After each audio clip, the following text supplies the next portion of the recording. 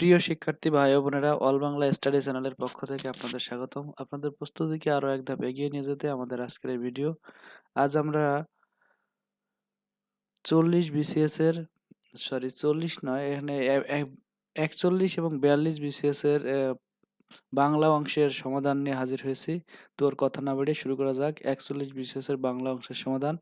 ব্যঞ্জন ধ্বনির সংক্ষিপ্ত রূপ হলো ফলা। পাঁচালী কারক হিসেবে সর্বাধিক খ্যাতি কার ছিল?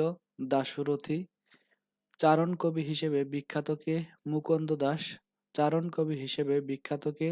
মুকুন্দ দাস। রবীন্দ্রনাথ ঠাকুরের নষ্টনীড় গল্পের একটি বিখ্যাত চরিত্র চারুলতা। রবীন্দ্রনাথ ঠাকুরের নষ্টনীড় গল্পের একটি বিখ্যাত চরিত্র চারুলতা। উপমান কর্মধারয় সমাসের উদাহরণ স্ব স্ব ব্যস্ত। উপমান কর্মধারয় সমাসের উদাহরণ স্ব স্ব ব্যস্ত। অপরিনিহিত অপিনিহিতির উদাহরণ কোনটি? আজি আইজ। অপিনিহিতির উদাহরণ কোনটি? আজি আইজ।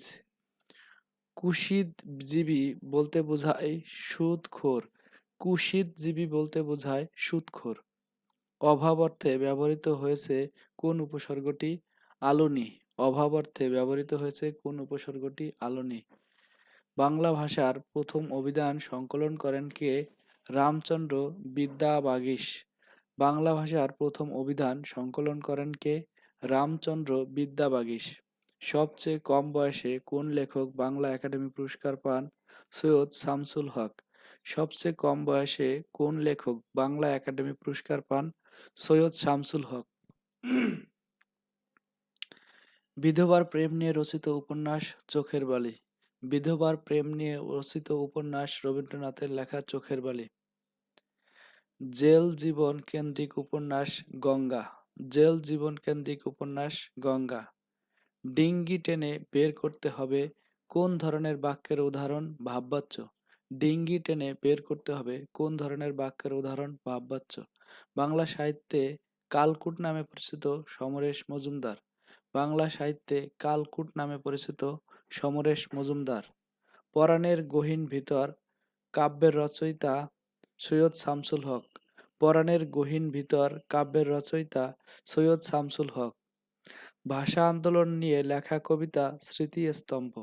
ভাষা আন্দোলন নিয়ে লেখা কবিতা স্মৃতিস্তম্ভ। এবার আমার একটি বিচিত্র অভিজ্ঞতা হলো এই বাক্যের কোন ধরনের? নির্দেশাত্মক। আমার এবার একটি বিচিত্র অভিজ্ঞতা হলো এই বাক্য কোন ধরনের? নির্দেশাত্মক। ধ্বনি ধ্বনিতত্ত্ব ও শব্দতত্ত্বকে বাক্যে যথাযথভাবে ব্যবহার করার বিধানের নাম বাক্যতত্ত্ব। ধ্বনিতত্ত্ব ও শব্দতত্ত্বকে বাক্যে যথাযথভাবে ব্যবহার করার বিধানের নামই বাক্যতত্ত্ব। কোন বানানটি শুদ্ধ মনোকষ্ট? কোন বানানটি শুদ্ধ মনোকষ্ট? প্রচুর যোগ জ প্রাচুর্য কোন প্রত্যয়? তদ্ধিত প্রত্যয়। প্রচুর যোগ জ প্রাচুর্য কোন প্রত্যয়? তদ্ধিত প্রত্যয়। সবকিছু নষ্টদের অধিকারে যাবে গ্রন্থটির রচয়িতাকে? হুমায়ুন আজাদ। সবকিছু নষ্টদের অধিকারে যাবে গ্রন্থটির রচয়িতা হুমায়ুন আজাদ। মুক্তিযুদ্ধ ভিত্তিক নাটক কি চাও হে শঙ্খচিল। মুক্তিযুদ্ধ ভিত্তিক নাটক কি চাও হে শঙ্খচিল। তেভাগা আন্দোলন কেন্দ্রিক উপন্যাস কোনটি? নাড়াই শওকত ওসমান। তেভাগা আন্দোলন কেন্দ্রিক উপন্যাস কোনটি? নাড়াই শওকত ওসমান। কাজী নজরুল ইসলামের মোট 5টি গ্রন্থ বিভিন্ন সময়ে ব্রিটিশ উপনিবেশিক সরকার বাজেয়াপ্ত করে। কোন বইটি বাজেয়াপ্ত হয়? বিষের বাঁশি। চর্যাপদের টিকাকারকের নাম কি? মুনিদত্ত। চর্যাপদের টিকাকারকের নাম মুনিদত্ত। কোন বানানটি শুদ্ধ? সত্য।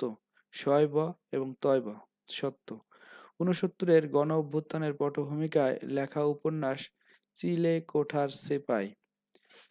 69-এর গণ অভ্যুত্থানের পটভূমিতে লেখা উপন্যাস চিলে কোঠার সেপাই। জীবনী সাহিত্য ধারা গড়ে ওঠে শ্রী চৈতন্যদেব। জীবনী সাহিত্য ধারা গড়ে ওঠে শ্রী চৈতন্যদেবের জন্মের পর। গ্রাম বার্তা প্রকাশিকা পত্রিকার কোন স্থান থেকে প্রকাশিত হয়? কুষ্টিয়া জেলার কুমারখালী থেকে।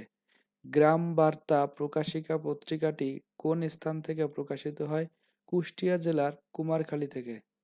1971 সালে ঢাকা বিশ্ববিদ্যালয়ের ছাত্র মৃত্যুর প্রতিবাদে কোন উপাচার্য পদত্যাগ করেছিলেন?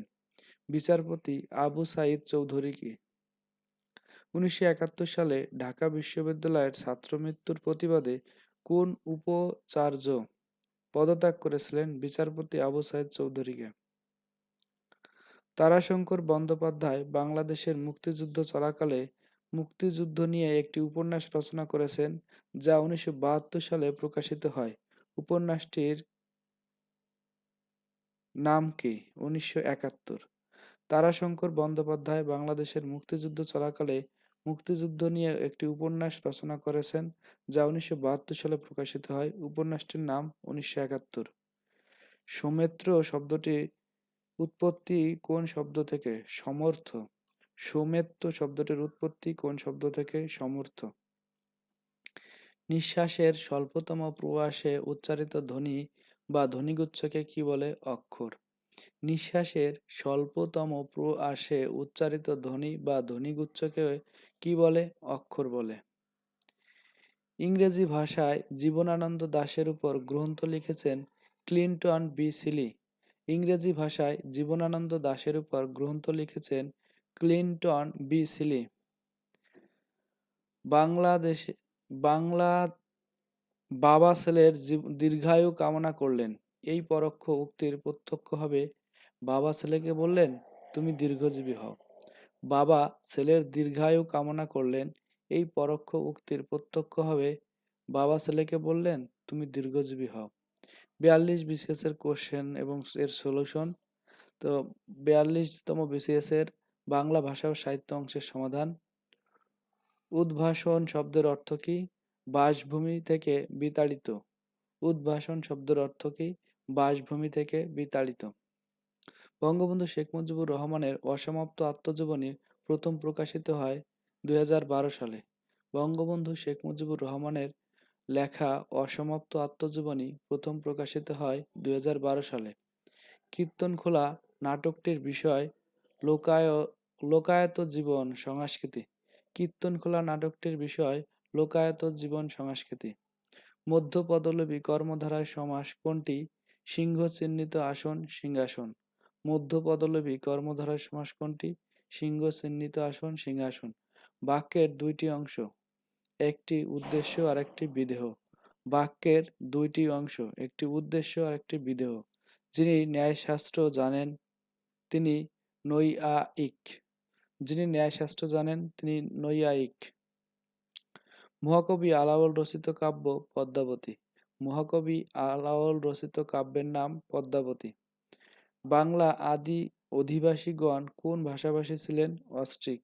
বাংলা আদি অধিবাসীগণ কোন ভাষাভাষী ছিলেন? অস্ট্রিক। সঠিক বানান নয় কোনটি? প্রাণী। কোনটি শুদ্ধ নয়? যন্ত্রণা। এই দুইটারই মধ্যাহ্ন হবে, এখানে দন্ত্যান্ন দেওয়া হয়েছে। কোন সাহিত্যকর্মে সান্ধ্য ভাষার প্রয়োগ আছে? চর্যাপদে। কোন সাহিত্যকর্মে সান্ধ্য ভাষার প্রয়োগ আছে? চর্যাপদ।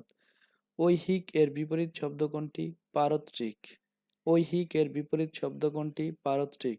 সবুজপত্র পত্রিকাটির সম্পাদককে? প্রমথ চৌধুরী। সবুজপত্র পত্রিকাটির সম্পাদককে? প্রমথ চৌধুরী। মুক্তিযুদ্ধ ভিত্তিক নভেল কোনটি? জীবন ও রাজনৈতিক বাস্তবতা। মুক্তিযুদ্ধ ভিত্তিক নভেল কোনটি? জীবন ও রাজনৈতিক বাস্তবতা। আমার জ্বর জ্বর লাগছে, এখানে জ্বর জ্বর কোন প্রকারের শব্দ? দ্বিরুক্ত শব্দ। আমার জ্বর জ্বর লাগছে, এখানে জ্বর জ্বর কোন প্রকার শব্দ? দ্বিরুক্ত শব্দ। শব্দ শুদ্ধ বাক্য নয় কোনটি? অকারণে ঋণ করিও না। অকারণে ঋণ করিও না, এটা শুদ্ধ বাক্য নয়। কৃষ্টি শব্দের সঠিক প্রকৃতি প্রত্যয় কিস যুক্তি। কৃষ্টি শব্দের সঠিক প্রকৃতি প্রত্যয় কিস যুক্তি। উলুবনে মুক্তা ছড়ানো প্রচলিত এমন শব্দগুচ্ছকে বলে প্রবাদ প্রবচন। উলুবনে মুক্তা ছড়ানো প্রচলিত এমন শব্দগুচ্ছকে বলে প্রবাদ প্রবচন। মানুষের দেহের যেসব অঙ্গ প্রত্যঙ্গ ধ্বনি তৈরির সহায়তা করে তাকে বলা হয় বাক প্রত্যঙ্গ। মানুষের দেহের যেসব অঙ্গ-প্রত্যঙ্গ ধ্বনি তৈরিতে সহায়তা করে তাকে বলে বাক প্রত্যঙ্গ। বাবা কোন ভাষার শব্দ? তুর্কি শব্দ। বাবা তুর্কি ভাষার শব্দ। অধিত্যক্কা এর বিপরীত শব্দ কোনটি? উপত্যকা। অধিত্যক্কা এর বিপরীত শব্দ হচ্ছে উপত্যকা। নোটিফিকেশন এর বাংলা পরিভাষা কোনটি? প্রজ্ঞাপন। নোটিফিকেশন এর বাংলা পরিভাষা প্রজ্ঞাপন।